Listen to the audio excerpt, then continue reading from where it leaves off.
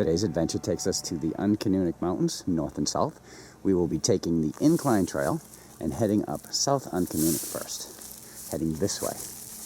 We are on the Incline Trail, we just crossed that bridge. We're working our way up to South Uncanoonuc, going along this trail, the Incline Trail. It's called the Incline Trail because there used to be an electric trolley that would run up and down here, bringing people to the summit of South Uncanoonuc, where at one time there was a motel that was burnt down. There's like been 4 different places up here, the last one being a restaurant. The Uncanoonics themselves get their names because they're symmetrical to each other. They get it from a Native American term meaning woman's breast. So, we are working our way up on the Incline Trail. I believe the pitch of this is 35 degrees. So this was like southern New Hampshire's version of the cog railway. It must have been during its time. So, I believe this is 0.6 miles long. So we're going to gain an elevation of 650 feet, if what I read was correct. So I am standing straight parallel to the trail. Make one heck of a butt slide in the winter. What's that, hon? They make one heck of a butt slide in the winter. Yeah, it's not making, you can't really see the angle. I'm trying to get it so the camera is straight from me. But it's pretty steep. Starting off with this hill, it's getting my blood pumping. Up here at the viewing area. The viewing planes. Taking a turn. We're going out on the mountain peaks over there. Appears to be yet another foundation. That appears to be a crushed picnic table. Charles finding artifacts. Some hinges. More wood. Some kind of I don't even know what that is. Kind of looks like a locking mechanism. Kind of looks like a jigsaw too.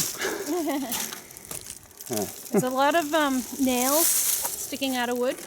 You gotta be careful. I don't know what that is, but it was decorative. Kind of doing a bushwhack here through the woods. There's a structure that is all dilapidated over here. Let's go check it out. The remains of another property that was out here. The trolley itself, it ran until the 1940s. But in 1941, a forest fire destroyed 500 feet of the track and the steel cable.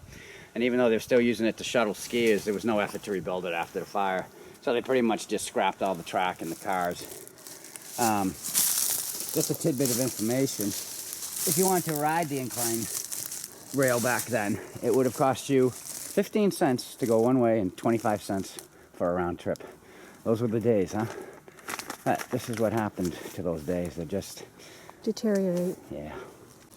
So yet just another dilapidated structure up here that creaks. Didn't suggest going in there because the main frame is definitely broken. Top floor looks like it's about to fall in. Sad. It was a pretty big house. Okay, we've come to the junction with the summit trail now. So we'll be leaving the incline and taking the summit up the rest of the way. Yeah, so this is your summit of South Uncanoonuc. Just walking around, no matter where you look, there's a tower. It's probably why the AMC guidebook for southern New Hampshire said that, what did they say exactly? I want to quote them. The South Mountain, 1,315 feet, supports what is probably the finest forest of communication towers in New Hampshire. There you go. And they got it right. There's almost more towers up here than trees. All right, so behind this fence is what we're calling the top, because we know you can't get in anymore because it's fenced in. But we're thinking that pillar right there,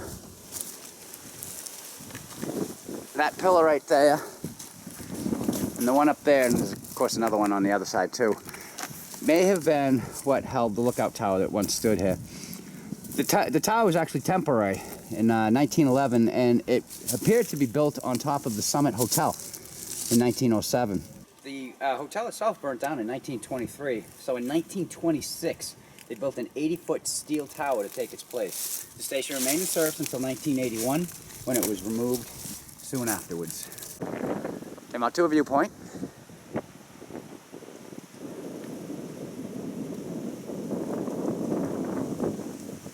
A little hazy out there.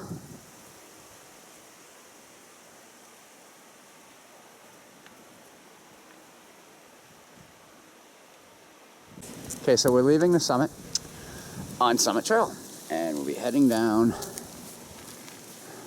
this way. Look, it's a tree recliner. It's a recliner. Are you waiting on a bus? So the trail's narrow right through here, and extremely covered with leaves. They're dry today, so it's not presenting much of a problem, but I would imagine if it was wet, this incline caused a little bit of slipping. Oh, and as you may or may not notice, we do not have our packs with us or our trekking poles. They are down, just ate a leaf. They are down in the vehicle because we did not feel we were going to need them on this hike. We did take water and a power bar with us though. So, Off we go. okay, we come to the trail junction with the link trail, which we will be taking. We'll be heading down this way, going over to North Uncanoonuc. So the link trail starts off going down. There are still a lot of leaves in this area, making it very bright. Yellow. Bright yellow. So the link trail is very well marked, and it is very well blazed with blue plastic blazes. Okay, so we're crossing Mountain Road, going over to what we thought was a Class 6 road, but if you look at the sign, so we get closer, it's actually called Class 6 Road Trail. Of course, now that we've got over here, I can see where this could actually be a Class 6 road. I know Cheryl and I took enough of them when we had the Jeep Wrangler set up for off-road. So the Class 6 road trail, it's not a bad trail. We'll be taking this up to the Red Dot Trail, and we'll be taking that to the summit. The Uncanoocus, so far, these are not tough climbs at all.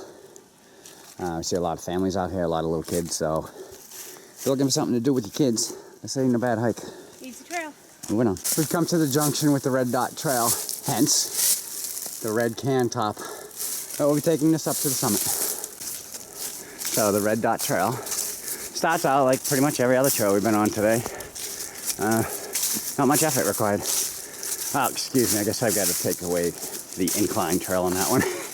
That started out steep and was a steady steep. Okay, correction. This would be the second hardest trail of the day. It may move into the first if it gets much longer.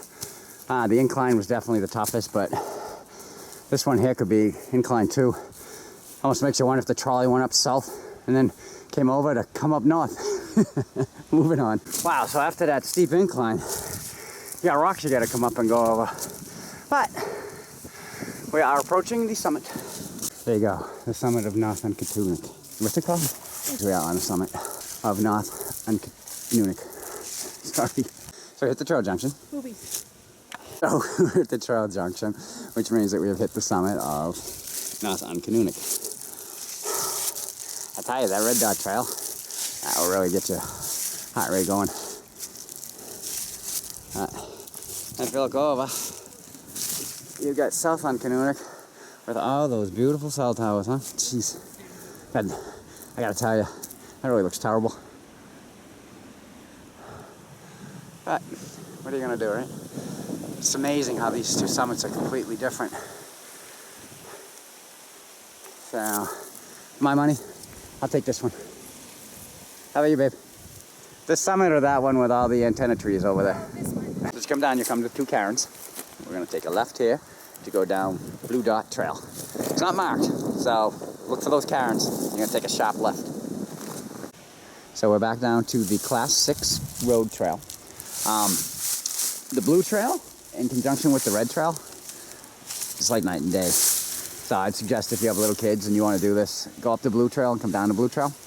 If you like a little bit of calf stretching, take the Red Dot Trail. So we're back at the trailhead after a nice walk in the woods.